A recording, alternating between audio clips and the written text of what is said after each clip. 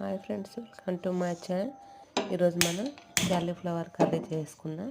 నేను ముందుగానే నైట్ అదంతా క్యాలీఫ్లవర్ని మొత్తం శుభ్రంగా వాష్ చేసుకొని పెట్టుకున్నాను అనమాట. కొంచెం దాంట్లో సాల్ట్, కొంచెం పసుపు వేసి మనం దాన్ని ఉడకనించుకుందాం.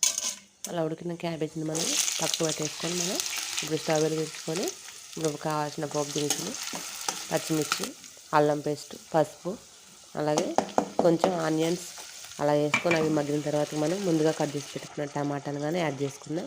అలా టమాటా కొంచెం మగ్గిన తర్వాత రుచికి సరిపడా మనం సాల్ట్ వేసుకొని అలాగే మనం ఉడికించుకొని పక్కకు పెట్టుకున్న క్యాలీఫ్లవర్ కానీ వేసుకోవాలి.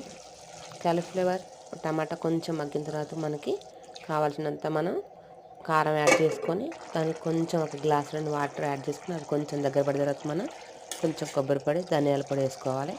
అది కొంచెం దగ్గర పడిన తర్వాత మనకు అంతేనండి, ఇంకా క్యాలీఫ్లవర్ కర్రీ రెడీ అయిపోయింది. ఓకేనా ఫ్రెండ్స్? నా